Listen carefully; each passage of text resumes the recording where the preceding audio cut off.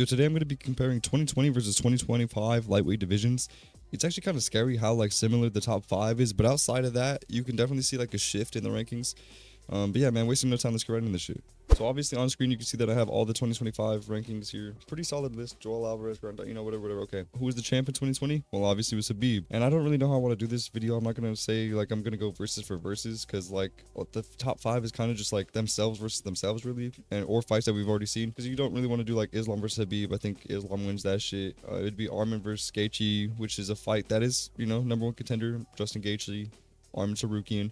That is a fight that is likely to happen. That's probably the fight that's going to happen next, and whoever wins that's probably going to fight the winner of Charles Ilya. Charles Oliveira at number 2. They had Dustin Poirier at number 2. So it's kind of similar. Dustin Poirier, Justin Gaethje, Charles Oliveira, they're still around in this top 5. So 5 years later, they're still hanging around. That just goes to show there's 3 of the fucking best. You slip down to this number 4 spot. Conor McGregor, solid as fuck. If he was still around, I mean, I'm sure if he didn't have that leg break, I'm sure that he would have been okay. Like, not too drowned out by the money. I'm sure that he would have still been hanging around somewhere. Number 5 is absolutely abysmal though. At this time, this was a good pick. At this time, this was not a bad pick. Not bad, bro. This level of Tony Ferguson is the one that we missed. This was like right before this is the version that we missed. Right before this, bro. That 2019, right before, getting knocked out by fucking Justin Gaethje and all this other shit. Also, I mean, this is a good version of Gaethje too when he was the interim, but I mean, then he fucking went out cold by Khabib. I don't know, bro.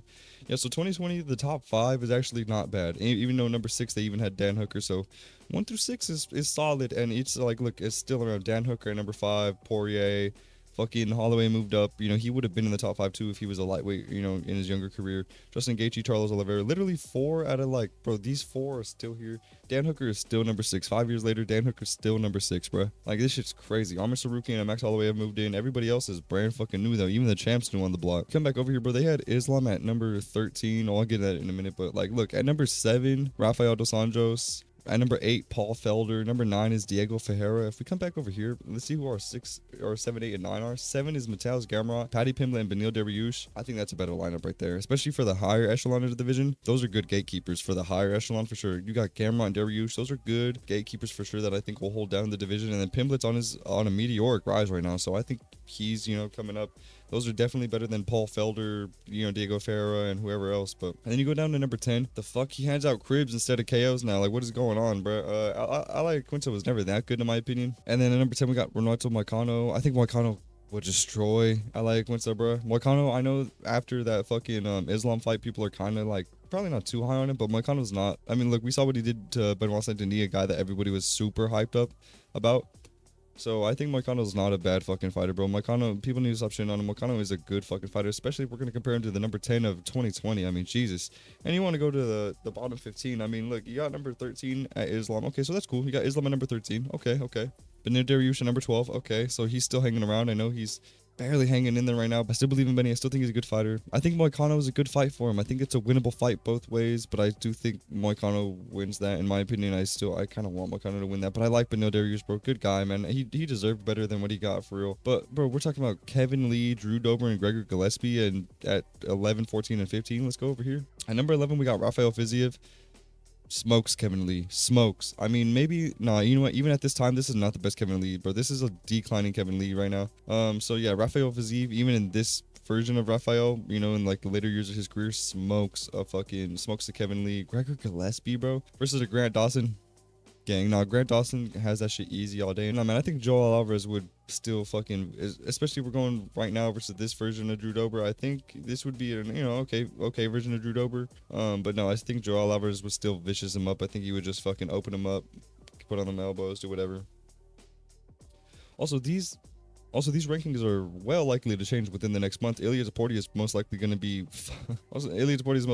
champion, and Charles Oliveira will probably jump to 2, and this will get switched around. But yeah, we're gonna have a fucking switch in these rankings real soon. Shit's gonna get switched by the end of next month. So this whole video is going to be irrelevant by the end of next month. Yeah, Islam Makhachev at number 13. Who we have at 13? At number 13, we got Benoit Saint-Denis. Okay, so like maybe him. Who else is like kind of bringing down the division right now? Because this is a solid division, I think, in my eyes. Besides maybe like Benoit, get him out of there. Besides that, I think this is maybe. Okay, sure. Maybe do away with Beneil Dariush and a Moicano if you really want to get rid of like all. Fuck, man, that sucks because I like Moicano a lot. But if you want to get rid of like all just like kind of lower level talent in the division, then Beneil Dariush, Moicano, and Benoit, I think just get the fuck out of here. I don't know who you would replace him with, but even with Moicano and Dariush here, I still think this is a stacked ass division. I think this is a solid division compared to what the fuck this was.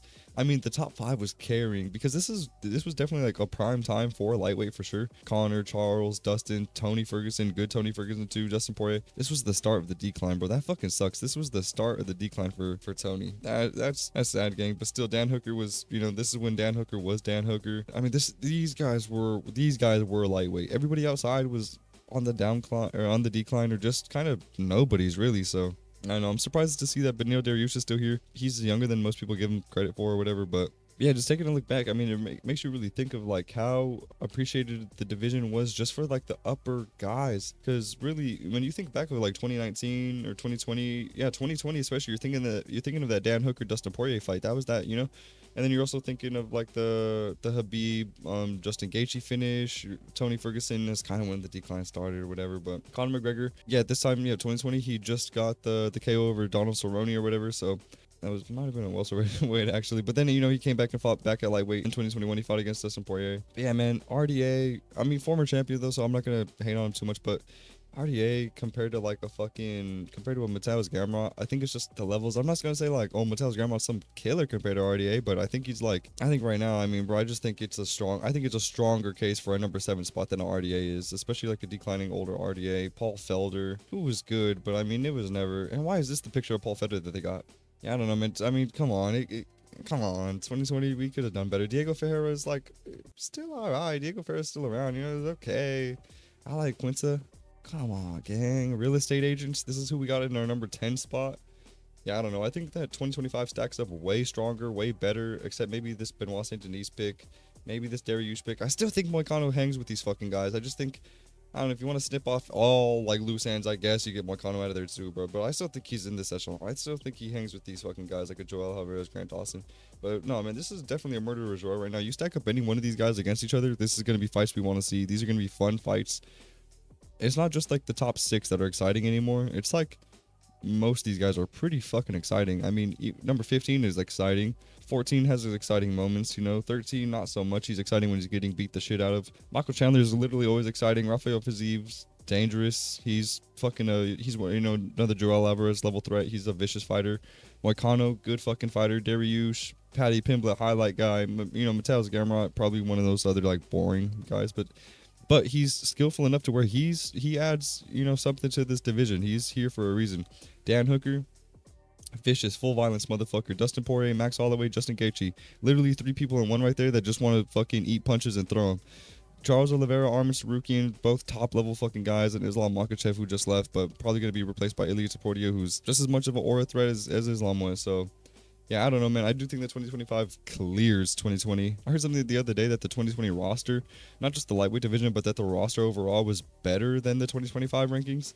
I don't think so, bro. Like, I just think we have too many talented names and too many stacked divisions. 185, 125, 70, 155, 135 are stacked divisions right now, like decently stacked. You know, you could do away here or there with a few names, but they're pretty stacked fucking divisions.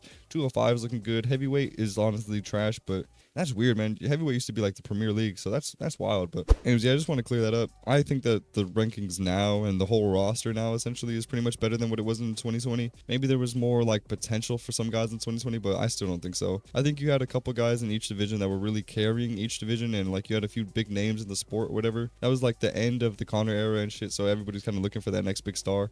But I think in 2025, you have multiple different stars, and it's not just one guy controlling the sport right now. A nobody yesterday can be the next somebody tomorrow. You know what I mean? So the sport's definitely open for all newcomers and shit like that, all new challenges. The rankings, not just the rankings on like just the lightweight rankings. I think the whole roster today is a lot stronger than it was back then. I think the spots are filled with more talent, you know, more packed guys. Yeah, man, let me know if you guys agree. Let me know what you guys think. Let me know if you guys think the 2020 rankings or roster was better than the 25 rankings, or let me know what other year I should go back and compare to. This was actually kind of fun just to kind of like take a step back into memory lane and kind of compare and contrast, you know. But yeah, man, anyways, hope you guys enjoyed, and I'll see you guys in the next one, bro. Peace.